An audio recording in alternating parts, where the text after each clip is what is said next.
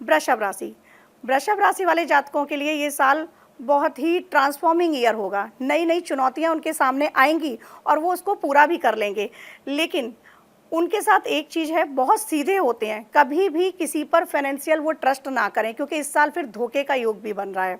तो पैसे को लेकर वो लोग कोई भी किसी पर ट्रस्ट ना करें, किसी को नहीं दें। और अगर उनकी रेमेडीज़ के लिए अगर हम बात करें तो उनको भी हनुमान चालीसा का पाठ बजरंग बाण का संपुट लगाकर करना है। पहले बजरंग बाण, फिर हनुमान चालीसा, फिर बजरंग बाण। अब आते हैं मिथुन राशि पर। मिथुन राशि वाले जातकों के लिए ये साल नया सौहार्द लेके आएगा। उनकी लाइफ में प्रेम हो, शादी हो, करियर हो, सभी तरीके से ये साल बहुत अच्छा जाने वाला है। और उनके लिए एक ही छोटी सी रेमेडीज़ बताना चाहूँगी कि सिर्फ़ और सिर्फ हनुमान जी के साथ वो माता सीता की भी आराधना स्टार्ट कर दें। सीता की आराधना नहीं कर सकते हैं तो सिर्फ ध्यान में कुछ समय माँ सीता की वो आराधना करें। कर्क राशि, कर्क राशि वाले जैसे बहुत कोमल होते हैं, तो इस साल उनके लिए ढैया की तो समाप्ति होगी, ढैया से मुक्ति मिल जाएगी, लेकिन वो लोग इमोशनल ट्रस्ट किसी पर ना करें।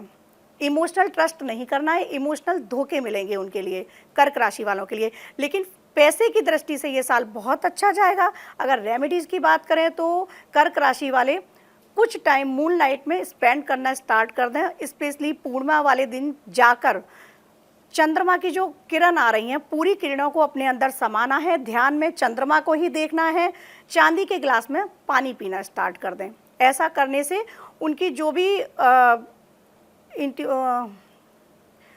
उनकी फीलिंग्स अप एंड डाउन्स होती हैं वो ठीक हो जाएंगी। सिंह राशि की बात करते हैं।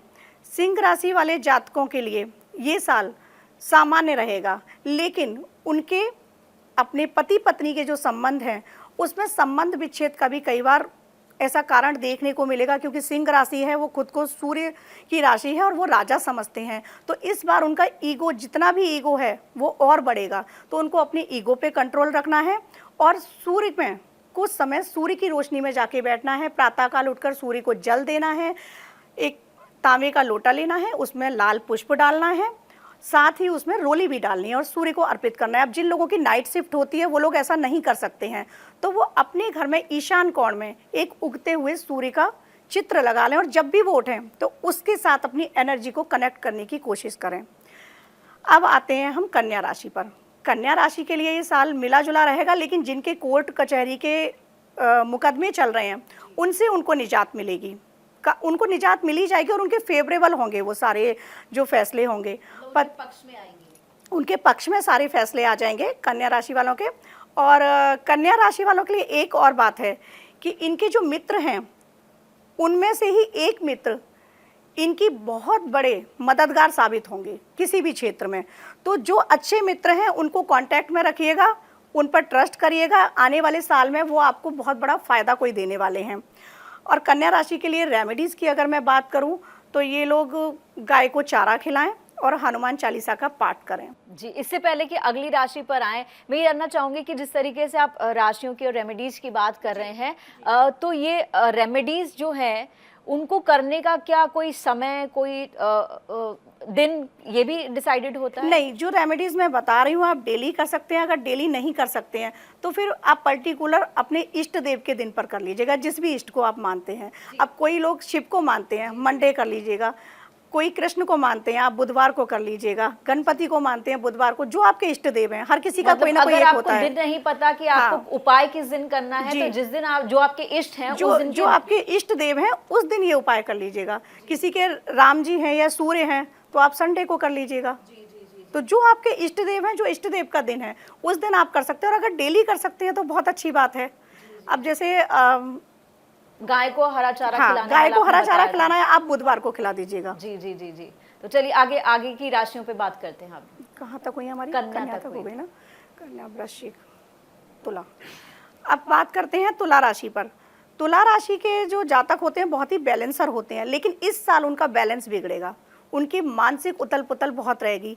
उनके जो दिमाग में तूफान ऐसा आएगा कि वो कई बार सब कुछ तबाह करके भी जा सकता है। तो जो जैसे उनकी राशि है बैलेंसर है, वैसे ही उनको अपने इमोशंस को बैलेंस करने की ज़रूरत है।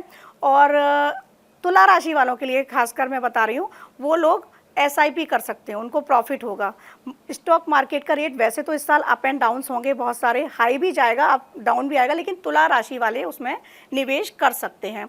अब तुला राशि की रेमेडीज़ की अगर मैं बात करूं तो वो लोग शुक्रवार वाले दिन माता लक्ष्मी के मंदिर में जाकर गुलाब का पुष्प अर्पित करके आएँ, और हनुमान चालीसा का पाठ वैसे हर राशि वाले ही करें, ये लोग भी करें। जी, जो आपने गुलाब के फूल की लक्ष्मी जी को चढ़ाने की बात कही है जी, तो मेरा यहाँ पर एक सवाल है कि अगर आप अपने घर की लक्ष्मी को खुश रखेंगे तो आपकी वैसे ही समस्याएं बिल्कुल बहुत कम बिल्कुल, हो जाएंगी। ये हर राशि वाले, हर जातक के लिए ये है कि आपकी कुंडली में अगर आपको शुक्र बलवान करना है तो अपने घर की लक्ष्मी को सम्मान देना शुरू कीजिएगा, प्रेम देना शुरू कीजिएगा। क्योंकि होता क्या है कि कहते हैं हम लक्ष्मी हमारे घर में टिक नहीं रही, लेकिन जो गृह लक्ष्मी है, क्योंकि गृह लक्ष्मी को 8 लक्ष्मियों में एक माना जाता है। और होता क्या है, अक्सर होता है 90% फैमिली में होता है कि गृह लक्ष्मी को ही अनादर के भाव से, उपेक्षा के भाव से देखा जा रहा है, तो फिर वहाँ लक्ष्मी नहीं टिकेगी। आप देख लीजिएगा, अंबानी फैमिली देख लो, बड़े बड़े किसी भी फैमिली में देख लो, वहाँ पर लक्ष्मी पूजा मतलब उस घर की लक्ष्मी की पूजा होती है, उस घर की लक्ष्मी को माना जाता है। और हमारे शास्त्रों में वर्णित है कि जहाँ लक्ष्मी की, नारी की पूजा होती है, वहाँ लक्ष्मी निवास करती है, वहाँ देवता निवास करते हैं। तो ये शुक्र की बहुत स्ट्रांग रेमेडीज है कि अपने घर की लक्ष्मी को कोई भी कर सकता है, कोई भी कर सकता, हर कोई करे। घर की लक्ष्मी का आप अनादर नहीं करें, उसका आदर करें। और मैं तो कहूँगी कि बाहर भी हर स्त्री को आप सम्मान दें। आप देखिएगा, ये करके देखिएगा, आपने स्त्री सम्मान देना शुरू कर दिया ना, आपकी जेब में लक्ष्मी कहाँ से आएगी आपको भी नहीं पता।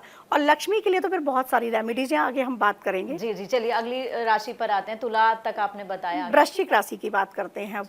वृश्चिक राशि के जातक जो हैं उनके लिए इस साल, आने वाले साल में ढैया से मुक्ति मिलेगी। अब ढैया से मुक्ति मिलेगी, लेकिन बहुत सारे रुके काम उनके बन जाएंगे।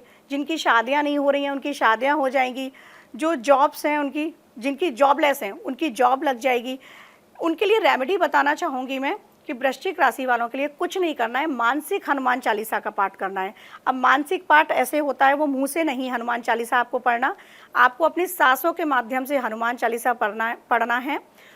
आप हनुमान चालीसा की जय हनुमान ज्ञान गुर सागर, जय कपीश तिहु लोक उजागर, तो आपको यहाँ से अपनी सांसें शुरू करते हुए मणिपुर पर लाकर, नाभि के पास मणिपुर पर लाकर सांस रोकनी है, वापस वहीं से सहस्त्रार तक अपनी सांस को ले जाना है। और जो लोग इस प्रोसेस को नहीं कर सकते, नए लोग हैं, तब फिर वो केवल मानसिक आंखें बंद करके हनुमान जी का ध्यान करके मानसिक हनुमान चालीसा करें। लेकिन जो लोग सांसों के माध्यम से कर सकते हैं वो सांसों के माध्यम से करें, तो हनुमान जी उनके लिए वो सब कुछ देंगे जिनकी उन्होंने अभी कल्पना भी नहीं की होगी।